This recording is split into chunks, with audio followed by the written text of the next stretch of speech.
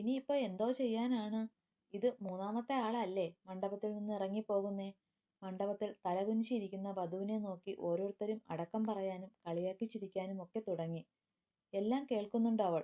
ഇത് തനിക്ക് പുത്തരിയല്ലാത്തതുകൊണ്ടും ഇത് താൻ നേരത്തെ പ്രതീക്ഷിച്ചതുകൊണ്ടും അവൾക്ക് ഞെട്ടലുണ്ടാക്കിയില്ല. പകരം അവൾക്ക് അവളോട് തന്നെ വെറുപ്പ് തോന്നി തുടങ്ങി. മാധവ് മാഷേ! പിറകിൽ നിന്നുള്ള പ്രസിഡന്റിന്റെ വിളി കേട്ടയാൾ മുഖമുയർത്തി നോക്കി. എന്താ പ്രസിഡന്റേ? അയാൾ തളർച്ച ബാധിച്ച സ്വരത്തോടെ ചോദിച്ചു. ഇനിയും ഇങ്ങനെ നോക്കി നിന്ന് സമയം കളയാനില്ല. മറ്റു കുട്ടികൾ ഇനിയുമുണ്ട്. ആ കുട്ടിയെ വിളിച്ച് വീട്ടിലേക്ക് പൊയ്ക്കോളൂ. പോകും മുന്നേ ആഭരണങ്ങളും ആ സാരിയും അഴിച്ചു വയ്ക്കാൻ പറയണം, പ്രസിഡന്റ് പറഞ്ഞു. മാഷ് എല്ലാവരെയും അലിവോടെ നോക്കി. തന്റെ ഭാര്യ തൊട്ടടുത്ത് തന്നെ നിൽപ്പുണ്ട്. അവരുടെ മുഖം കണ്ടാൽ അറിയാം ഇന്ന് വീട്ടിൽ പൂരമായിരിക്കുമെന്ന്. പ്രസിഡന്റ്! പിറകിൽ നിന്നും രാമചന്ദ്രന്റെ വിളി കേട്ട് അയാൾ തിരിഞ്ഞു നോക്കി. എന്താ രാമേട്ടാ? പ്രസിഡന്റ് സംശയത്തോടെ ചോദിച്ചു. നന്ദമോളെ എൻ്റെ മോൻ അലോക് രാമചന്ദ്രൻ വിവാഹം കഴിക്കും. അച്ഛന്റെ വാക്ക് കേട്ട് തൊട്ടപ്പുറത്ത് കാഴ്ചക്കാരനെ പോലെ നിന്ന അല്ലു ഞെട്ടിക്കൊണ്ട് അച്ഛനെ നോക്കി. ഇതേ ഞെട്ടൽ നന്ദുവിലും ഉണ്ടായി. അവൾ ഞെട്ടിക്കൊണ്ട് മുഖമുയർത്തി നോക്കി. ദേഷ്യം കൊണ്ട് മുഖമെല്ലാം വലിഞ്ഞു മുറുകി നിൽപ്പാണ് അല്ലു. ഒരു പ്രാവശ്യമേ അവൾ നോക്കിയുള്ളൂ. പിന്നെ അങ്ങോട്ട് അവൾക്ക് നോക്കാൻ പേടി തോന്നിപ്പോയി. രാമചന്ദ്രൻ അല്ലുവിനെ കൂട്ടി പുറത്തേക്ക് പോയി. അച്ഛാ, അച്ഛ എന്ത് കണ്ടിട്ടാ ഇങ്ങനെ ചാടിക്കേറി ഞാൻ ആ പെണ്ണിനെ കെട്ടുമെന്ന് പറഞ്ഞത്? എന്നോടൊരു വാക്ക് ചോദിച്ചിട്ട് പറഞ്ഞൂടായിരുന്നോ? അല്ലു ദേഷ്യത്ത് ചോദിച്ചു. അല്ലു, നമ്മുടെ ആലിമോളെ പോലെ ഒരു പെൺകുട്ടിയല്ലേടാ ഇത്. ഇപ്പോൾ എത്ര പ്രാവശ്യമായി? ആ കുട്ടിക്ക് ഒരു ജീവിതം കൊടുക്കുന്നത് കൊണ്ട് എൻ്റെ മോന് പുണ്യമേ കിട്ടൂ, രാമചന്ദ്രൻ അവന്റെ കയ്യിൽ പിടിച്ചു പറഞ്ഞു. അച്ഛൻ എന്തൊക്കെ പറഞ്ഞാലും ശരി, എനിക്ക് അവളെപ്പോലെ ഒരുത്തിയെ ഭാര്യയായി കാണാനാകില്ല. അതുകൊണ്ട് എന്നെ ഇനിയും ഈ വിവാഹത്തെ നിർബന്ധിക്കരുത്, അല്ലു അറുത്തുമുറിച്ചു പറഞ്ഞു. എൻ്റെ മോൻ ഈ അച്ഛൻ പറയുന്ന എന്തും കേൾക്കുമെന്ന് എനിക്കൊരു അഹങ്കാരമുണ്ടായിരുന്നു. ഇത്രയും പേര് നോക്കി നിൽക്കെ ഞാൻ കൊടുത്ത വാക്ക് എൻ്റെ മോനായി വേണ്ടെന്ന് പറഞ്ഞ പിന്നെ എൻ്റെ മോൻ ജീവനോടെ ഈ അച്ഛനെ കാണില്ല, രാമചന്ദ്രൻ പറഞ്ഞു. അല്ലു ഞെട്ടലോടെ അച്ഛനെ നോക്കി. അച്ഛാ! അല്ലു അച്ഛനെ വിളിച്ചു. അച്ഛൻ ഇത്രയും പേരുടെ മുന്നിൽ ആളാവാനല്ല എൻ്റെ മോൻ ആ കുട്ടിയെ വിവാഹം കഴിക്കുമെന്ന് പറഞ്ഞത്. ആ കുട്ടി നല്ലൊരു കുട്ടി കൂടെ ആയതുകൊണ്ട് തന്നെയാണ്. ആവശ്യത്തിന് പഠിപ്പും വിവരവും സൗന്ദര്യവുമുണ്ട്. പിന്നെ എന്താ എൻ്റെ മോൻ്റെ പ്രശ്നം? രാമചന്ദ്രൻ പറഞ്ഞു. ഈ തടിച്ചയാണോ അച്ഛൻ ഈ പറയുന്നത്? അല്ലു പുച്ഛത്തിൽ മണ്ഡപത്തിൽ ഇരിക്കുന്നവളെ നോക്കി പറഞ്ഞു. അല്ലു! രാമചന്ദ്രൻ ദേഷ്യത്തിൽ വിളിച്ചു. അച്ഛൻ അലറണ്ട, ഞാൻ പറഞ്ഞത് കാര്യമല്ലേ. ആ തടിച്ച പെണ്ണിനെ കണ്ടിട്ട് തന്നെയാണ് വന്ന ചെക്കന്മാരെല്ലാം ഓടിപ്പോയത്, അല്ലു പുച്ഛത്തിൽ പറഞ്ഞു. എൻ്റെ മോന് ഈ വിവാഹത്തിന് സമ്മതമല്ലെങ്കിൽ അത് പറഞ്ഞാൽ മതി. ആ കുട്ടിയെ വെറുതെ ഓരോന്ന് പറഞ്ഞ് എൻ്റെ മോൻ സ്വയം തരം താണു പോകണ്ട. രാമചന്ദ്രൻ അതും പറഞ്ഞ് അകത്തേക്ക് പോയി. അല്ലു കുറച്ചു സമയം അവിടെ നിന്ന് സ്വയം ആലോചിച്ചു. ഈ നാടും നാട്ടുകാരുമൊക്കെ ബഹുമാനിക്കുന്ന ഒരു വില്ലേജ് ഓഫീസറാണ് തൻ്റെ അച്ഛൻ. ആ മനുഷ്യൻ തന്നിലുള്ള വിശ്വാസം കൊണ്ട് നൽകിയ വാക്കാണ് താനായി തെറ്റിക്കാൻ പാടില്ല, അല്ലു സ്വയം പറഞ്ഞ് ഓഡിറ്റോറിയത്തിലേക്ക് പോയി. എന്തായി രാമേട്ടാ, മോൻ എന്തെങ്കിലും എതിർപ്പുണ്ടോ? പ്രസിഡന്റ് ചോദിച്ചു. അത് പ്രസിഡന്റ്, രാമചന്ദ്രൻ എന്തോ പറയാൻ തുടങ്ങിയതും. എനിക്ക് എതിർപ്പൊന്നുമില്ല പ്രസിഡന്റെ, അതും പറഞ്ഞ് നന്ദുവിന്റെ അടുത്തേക്ക് അല്ലു കയറിയിരുന്നു. എല്ലാവരിലും സന്തോഷം നിറഞ്ഞു. എന്നാൽ സുഹാസിനിയുടെയും മകൾ കൃഷ്ണവേണിയുടെയും മുഖം കടുത്തു. നാട്ടിലെ തന്നെ ഇത്തിരി നല്ല കുടുംബത്തിലേക്കാണ് നന്ദു മരുമകളായി പോകുന്നത് എന്നതിൽ അസൂയയായിരുന്നു അവരിൽ. നന്ദു വിശ്വാസം വരാത്ത പോലെ അല്ലുവിനെ നോക്കി. പിന്നെ ചുറ്റും ഒന്ന് നോക്കിയിട്ട് അവന്റെ ചെവിക്കടുത്തായി മുഖമടിപ്പിച്ചു. ചേട്ടന് ഈ വിവാഹത്തിന് താല്പര്യമില്ലെന്ന് മുഖം കണ്ടാൽ അറിയാം. ബുദ്ധിമുട്ടി എന്നെ വിവാഹം കഴിക്കേണ്ട. എണീറ്റ് പൊയ്ക്കോളൂ. എൻ്റെ കുറവുകൾ എനിക്കറിയാം, അവൾ അവന് കേൾക്കാൻ പാകത്തിന് പറഞ്ഞു. അല്ലു അവളെ ചിറഞ്ഞു നോക്കിയിട്ട് കേൾക്കാത്ത പോലെ മുന്നിലേക്ക് നോക്കിയിരുന്നു. താലി കെട്ടിക്കോളൂ, പ്രസിഡന്റ് ചിരിയോടെ ഒരു ആലില താലി അവന്റെ കയ്യിൽ കൊടുത്തു പറഞ്ഞു. അവൻ താലി കയ്യിൽ വാങ്ങി അച്ഛനെ നോക്കി. പിന്നെ അവളെ ഒന്ന് നോക്കിയിട്ട് വെറുപ്പോടെ അവളുടെ കഴുത്തിലേക്ക് ആ താലി ചാർത്തി. എല്ലാവർക്കും വേണ്ട സദ്യയും മറ്റും ഒരുക്കിയിരുന്നു. ആളുകളെ ബോധ്യപ്പെടുത്താനാണെങ്കിൽ കൂടി അല്ലു അതിലൊക്കെ പങ്കെടുത്തു. യാത്ര പറഞ്ഞ് ഇറങ്ങാൻ സമയം അമ്മയും അനിയത്തിയും അവളുടെ അടുത്തേക്ക് വന്നു. നിനക്ക് കിട്ടിയ ബന്ധം ഒരിക്കലും നിനക്ക് അർഹതപ്പെട്ടതല്ല. അതുകൊണ്ട് അതിൻ്റെ അഹങ്കാരമൊന്നും വേണ്ട. പിന്നെ ഇനി നിന്നെ ആ വീടിൻ്റെ പരിസരത്ത് കണ്ടുപോകരുത്. എന്തെങ്കിലും ഉണ്ടെങ്കിൽ അച്ഛനെ വിളിച്ചു പറഞ്ഞാൽ മതി, അമ്മ അവളുടെ കാതോരം പറഞ്ഞു. അവൾ വെറുതെ ഒന്ന് ചിരിച്ചു. പിന്നെ അച്ഛൻ്റെ അടുത്തേക്ക് പോയി. നാശം ഒഴിഞ്ഞു പോയല്ലോ, അനിയത്തി പറഞ്ഞു. എന്നാൽ ഇതൊക്കെ അല്ലു കേട്ടിരുന്നു. മാധവൻ മകളെ ചേർത്ത് പിടിച്ചു. പിന്നെ അല്ലുവിനെയും. എൻ്റെ മോള് പാവമാ, അവളുടെ കുറവുകൾ അവൾക്ക് അറിയാം. ഒരുപാട് അനുഭവിച്ചതാ ഈ തടിയുടെ പേരും പറഞ്ഞു. ഇനി മോൻ വേണം അതിനൊക്കെ ഒരു മാറ്റം വരുത്താൻ. അല്ലു വെറുതെ ഒന്ന് ചിരിക്കുക മാത്രം ചെയ്തു. അധികം നിൽക്കാതെ അവർ യാത്ര പറഞ്ഞിറങ്ങി. എന്നാൽ സ്വന്തം വീട്ടിൽ ഇതിലും വലിയൊരു കലഹം മുഴങ്ങുന്നത് അയാളുടെ ചെവിയിൽ അലയടിച്ചു. പുറത്തുനിന്ന് പുറംപണിക്കാരി വിളിക്കുന്നത് കേട്ട് വസുന്ധര അടുക്കള വശത്തേക്ക് ഇറങ്ങി. എന്താ ജാനകി, എന്തിനാ നീ എന്നെ വിളിച്ചത്? കടുത്ത ശബ്ദത്തിൽ അവർ ചോദിച്ചുകൊണ്ട് പുറത്തേക്കിറങ്ങി. ചേച്ചി, നമ്മുടെ അല്ലുമ്മന്റെ വിവാഹം കഴിഞ്ഞു. വസുന്ധര ജോലിക്കാരിയെ ദേഷ്യത്തിൽ ചിറഞ്ഞു നോക്കി. പണിയെടുക്കാൻ വന്നതാണെങ്കിൽ അത് ചെയ്തിട്ട് പോകാൻ നോക്കിക്കേ. ജാനകി വെറുതെ വേണ്ടാത്തത് പറഞ്ഞ് ഉള്ള ജോലി കളയാൻ നിൽക്കരുത്, അവരെ നോക്കി ദേഷ്യത്തിൽ പറഞ്ഞു. ഞാൻ കള്ളം പറഞ്ഞതല്ല ചേച്ചി, ദേ എന്റെ ആൾ അവിടെ ഉണ്ടായിരുന്നു, ഫോട്ടോ എടുത്ത് അയച്ചു തന്നതാണ്. ജാനകി സ്വന്തം ഫോണിൽ വന്ന ഫോട്ടോസ് വസുവിന് നേരെ നീട്ടി. വസുവിന്റെ കണ്ണുകളെ തന്നെ അവർക്ക് വിശ്വസിക്കാൻ പറ്റാതെയായി. രാവിലെ തന്നോട് തമാശ പറഞ്ഞ് ചിരിച്ചു കളിച്ചു പോയ മോൻ താൻ അറിയാതെ ഒരുത്തിയെ വിവാഹം ചെയ്തു. ഇന്നും ആ തടിച്ചയെ കെട്ടാൻ വന്ന ചെക്കൻ ഇറങ്ങിപ്പോയി. പിന്നെ കല്യാണം നിർത്താൻ തുടങ്ങുമ്പോഴാണ് രാമേട്ടൻ പെട്ടെന്ന് അല്ലുമോൻ ആ പെണ്ണിനെ കെട്ടുമെന്ന് പറഞ്ഞത്. അല്ലാതെ കുഞ്ഞിനെ ആ തടിച്ചു പെണ്ണിനെ ഇഷ്ടപ്പെട്ടിട്ടൊന്നുമല്ല, ജാനകി പറഞ്ഞു. നീ പോയി അവരെ ആരതി ഉരിഞ്ഞ് സ്വീകരിക്കാൻ വേണ്ടതൊക്കെ എടുത്തു വെക്ക്. വസു കുറച്ചു സമയം എല്ലാം കേട്ട് നിന്നിട്ട് ജാനകിയോട് അത്രയും പറഞ്ഞ് കയറിപ്പോയി. അമ്മേ, അമ്മേ! ആലു ദേഷ്യത്തിൽ മുറിയിൽ നിന്ന് ഇറങ്ങി വന്നു. എന്താ ആലു? വസു തികച്ചും ഗൗരവത്തിൽ ചോദിച്ചു. അമ്മ അറിഞ്ഞോ ഏട്ടന്റെ കല്യാണം കഴിഞ്ഞുവെന്ന്? ദേ ഈ തടിച്ചയാണ് ഏട്ടൻ കെട്ടിയത്. കയ്യിലിരുന്ന ഫോണിലെ ഫോട്ടോ അമ്മയ്ക്ക് നേരെ നീട്ടിക്കൊണ്ട് ആലു പറഞ്ഞു. ഞാൻ അറിഞ്ഞു, ജാനകി പറഞ്ഞു അല്ലുവിന്റെ കല്യാണം കഴിഞ്ഞ വിവരം. വരട്ടെ, രണ്ടും ഇങ്ങോട്ട് തന്നെയല്ലേ വരുന്നത്. ഈ പടി ഞാൻ കയറ്റില്ല അവളെ. വസു അതും പറഞ്ഞ് അകത്തേക്ക് കയറിപ്പോയി. ആലു വീണ്ടും ആ ഫോട്ടോയിലേക്ക് നോക്കി. അവൾ അറപ്പോടെ മുഖം തിരിച്ചു കളഞ്ഞു. തിരികെയുള്ള യാത്രയിൽ അല്ലു എന്തോ ആലോചനയോടെ പുറത്തേക്ക് നോക്കി ഇരിപ്പാണ്. രാമചന്ദ്രൻ വീട്ടിൽ ഭാര്യയുടെ ദേഷ്യത്തെക്കുറിച്ചും അവരെ എന്തു പറഞ്ഞ് മനസ്സിലാക്കുമെന്നുമുള്ള ചിന്തയിലായിരുന്നു. നന്ദു ആണെങ്കിൽ ഇനി എങ്ങനെ തന്റെ ജീവിതം മുന്നോട്ട് എന്ന ചിന്തയിലായിരുന്നു. ഒരിക്കലും തന്നെ കാത്തു ഭർത്താവിന്റെ വീട്ടിലുള്ളത് സന്തോഷം നിറഞ്ഞ ജീവിതമല്ലെന്ന് അവൾക്ക് അറിയാമായിരുന്നു. അതുകൊണ്ട് തന്നെ അവളെ എല്ലാം നേരിടാൻ മനസ്സിനെ പാകപ്പെടുത്തി. അല്ലുവിന്റെ ഫോൺ റിങ് ചെയ്യുന്ന ശബ്ദം കേട്ട് നന്ദ അവനെ നോക്കി. അവൻ ദേഷ്യത്തിൽ കോൾ കട്ടാക്കി വീണ്ടും വീണ്ടും കാൾ വരുന്നത് കണ്ട് രാമചന്ദ്രൻ അവനെ നോക്കി. കോൾ എടുക്കല്ലു, കുറെ നേരമായല്ലോ. ഡ്രൈവ് ചെയ്യുന്നതിനിടയിൽ രാമചന്ദ്രൻ പറഞ്ഞു. എന്തിനാ? വിളിക്കുന്നവരോട് ഇതുപോലെ ഒരു തടിച്ചിയെ അച്ഛന്റെ നിർബന്ധത്തിന് കെട്ടിപ്പോയെന്ന് പറയണോ? അല്ലു ദേഷ്യത്തിൽ നന്ദുവിനെ നോക്കി പറഞ്ഞു. അവളുടെ മുഖം മങ്ങി. അവൾ രാമചന്ദ്രനെ ഒന്ന് നോക്കി. ആ മനുഷ്യന്റെ മുഖം കണ്ടപ്പോൾ തന്നെ കാര്യങ്ങളുടെ കിടപ്പുവശം അവൾക്ക് മനസ്സിലായിരുന്നു. അവൾ വേദന നിറഞ്ഞ ചിരിയോടെ പുറത്തേക്ക് നോക്കിയിരുന്നു. അധികം വൈകാതെ തന്നെ 3 പേരും വൃന്ദാവനം തറവാട്ടിന് മുന്നിലെത്തി. കാറിൽ നിന്ന് ഇറങ്ങിയ 3 പേരും മുന്നിലെ കാഴ്ച കണ്ട് ഞെട്ടി നിന്നു.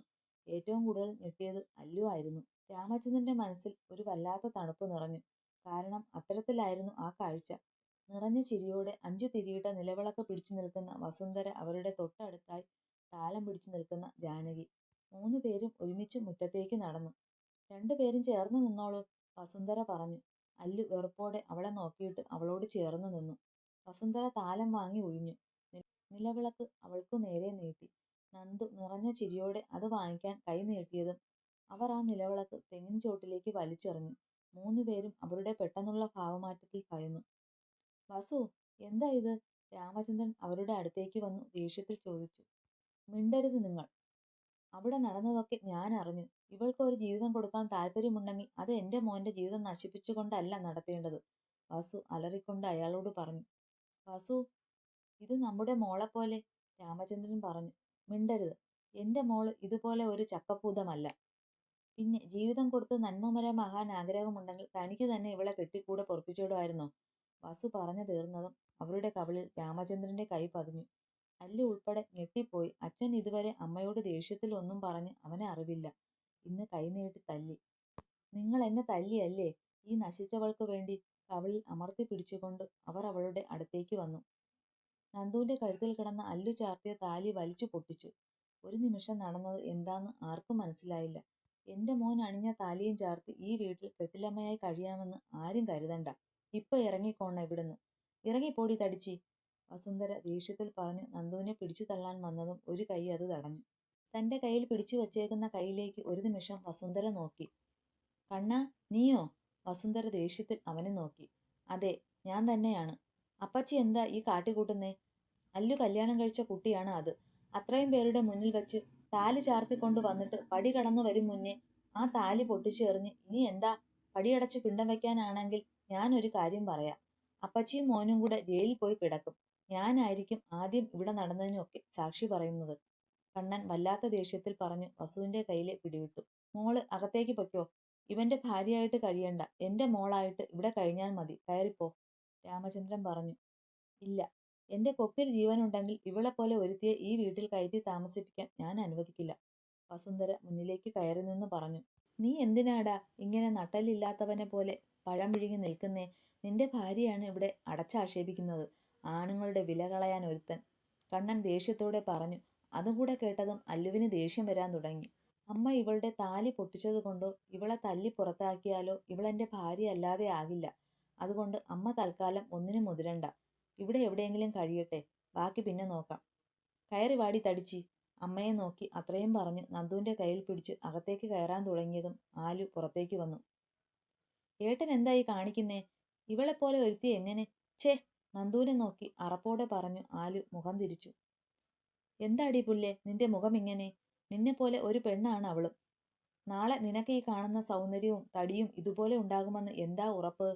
ഒന്ന് കാൽ തെറ്റി വീണു 4 ദിവസം കിടന്ന നീയുമാകും ഇതുപോലെ, കണ്ണൻ പറഞ്ഞു. ആരൊക്കെ എന്തൊക്കെ പറഞ്ഞാലും ശരി, ഞാനും എന്റെ മോളും ഇവളെ ഈ വീട്ടിൽ കയറി താമസിക്കാൻ അനുവദിക്കില്ല. വസുന്ധര പറഞ്ഞു തീർന്നതും പടക്കം പൊട്ടുന്ന പോലെ ഒരു ശബ്ദം കേട്ട് എല്ലാവരും ഞെട്ടി. തിരിഞ്ഞു നോക്കിയ വസുന്ധര കണ്ടത് കവളിൽ അമർത്തിപ്പിടിച്ചു നിൽക്കുന്ന ആലുവിനെയാണ്. കണ്ണാ! അല്ലു അലറിക്കൊണ്ട് അവന്റെ അടുത്തേക്ക് പാഞ്ഞു. നീ എന്താടാ കാണിച്ചത്? അല്ലു അവന്റെ അടുത്തേക്ക് പാഞ്ഞു വന്ന് ചോദിച്ചു. നീ കണ്ടില്ലേ? ഇത് നിനക്കും എന്റെ അപ്പച്ചിക്കുമുള്ളതാണ്.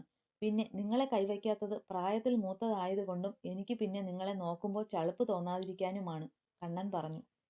നീ വന്നു കയറും മുമ്പേ തമ്മിലടുപ്പിച്ചു തുടങ്ങിയല്ലോ നശൂലമേ. വസുന്ധര വീണ്ടും നന്ദുവിന്റെ അടുത്തേക്ക് പാഞ്ഞു. അപ്പച്ചി, ഇപ്പൊ ഇവിടെ നടക്കുന്നത് നാളെ ഇവൾ എന്റെ വീട്ടിൽ വരുമ്പോഴും ഉണ്ടാകുമെന്ന് ഓർത്താൽ എല്ലാവർക്കും കൊള്ളാം. കണ്ണൻ അതും പറഞ്ഞു പുറത്തേക്ക് പോയി. രാമചന്ദ്രൻ നന്ദുവിനെ കൂട്ടി അകത്തേക്ക് പോയി. അവൾക്ക് തൽക്കാലം അടുക്കളയോട് ചേർന്നുള്ള ഒരു ചെറിയ മുറി അദ്ദേഹം നൽകി. മോൾ ഇവിടെ റെസ്റ്റ് എടുത്തോ, രാത്രി നമുക്ക് അവന്റെ മുറിയിലേക്ക് പോകാം, രാമചന്ദ്രൻ പറഞ്ഞു. നന്ദു ചിരിച്ചു. മാഷേ. രാമചന്ദ്രൻ പോകാൻ തുടങ്ങിയതും നന്ദു വിളിച്ചു. എന്താ മോളെ? എനിക്ക് വേണ്ടി മാഷ് ഇനി ആരോടും ബഹളത്തിനും വഴക്കിനും പോകണ്ട. എന്റെ കുറവുകൾ എനിക്കറിയാം. എനിക്കങ്ങനെ വലിയ ആഗ്രഹങ്ങളൊന്നുമില്ല മാഷേ. ഞാൻ ഇവിടെ ഏതെങ്കിലും മൂലയിൽ കൂടിക്കോളാം. ശമ്പളമില്ലാത്ത ഒരു ജോലിക്കാരിയായി കണ്ടാൽ മതി. കിടക്കാൻ ഒരിടവും കഴിക്കാൻ ഇത്തിരി ആഹാരവും അത് മതി എനിക്ക്. ആരെയും ബുദ്ധിമുട്ടിക്കാതെ ഞാൻ ഇവിടെ എവിടെയെങ്കിലും കഴിഞ്ഞോളാം, നന്ദു ചിരിയോടെ പറഞ്ഞു. മോളെ, നീ എന്റെ മോന്റെ ഭാര്യയാണ്, ഈ വീടിന്റെ മരുമകൾ, രാമചന്ദ്രൻ പറഞ്ഞു. വേണ്ട മാഷേ, എനിക്ക് ആ സ്ഥാനം ചേരില്ല. ഒരിക്കലും ഞാനത് ആഗ്രഹിക്കുന്നുമില്ല, നന്ദു പറഞ്ഞു. രാമചന്ദ്രൻ ആ പെൺകുട്ടിയെ അലിവോടെ നോക്കി മുറിയിലേക്ക് പോയി. നന്ദു ആ മുറി ഒന്ന് നോക്കി. ഒരു മേശയും കസേരയും ചുവരിൽ പണിത ഒരു അലമാരയും ബാത്റൂം അടങ്ങിയ ഒരു ചെറിയ മുറിയാണ്. സൈഡിൽ എന്തൊക്കെയോ സാധനങ്ങൾ കൂട്ടിയിട്ടിട്ടുണ്ട്. ഈ തടിച്ചി. പുറകിൽ നിന്നുള്ള ആലുവിന്റെ വിളികേട്ട് നന്ദു തിരിഞ്ഞു നോക്കി. എന്താടി നിന്റെ പേര്? തന്നെക്കാൾ ഒരുപാട് ഇളയതാണ് ആ കുട്ടിയെന്ന് തോന്നി നന്ദുവിന് മനസ്സിലായി. എന്റെ പേര് അവൾ പറയാൻ തുടങ്ങിയതും ആലു തടഞ്ഞു. അല്ലെങ്കിൽ തന്നെ തടിച്ചിയെന്ന് പേരുള്ള നിനക്കിനി എന്തിനാ മറ്റൊരു പേര്? പിന്നെ ഇവിടെ കയറി സ്ഥിരതാമസമാക്കാമെന്ന് നീ കരുതേണ്ട. ജീവൻ വേണേൽ എങ്ങോട്ടാണെന്ന് വെച്ചാൽ ഇറങ്ങിപ്പൊയ്ക്കോണം, എത്രയും വേഗം. ആലു അതും പറഞ്ഞ് അവളെ പുച്ഛിച്ചു തള്ളി പുറത്തേക്ക് പോയി. നന്ദു ഇതൊക്കെ താൻ പ്രതീക്ഷിച്ചത് ആണെന്ന പോലെ ഒരു പുഞ്ചിരിയോടെ നിലത്തിരുന്നു. ഇവരൊക്കെ ആരാണെന്നല്ലേ നമുക്ക് പരിചയപ്പെടാം. എല്ലാവരും തടിച്ചിയെന്ന് വിളിച്ച് കളിയാക്കുന്നവളാണ് നമ്മുടെ നായിക അളകനന്ദ.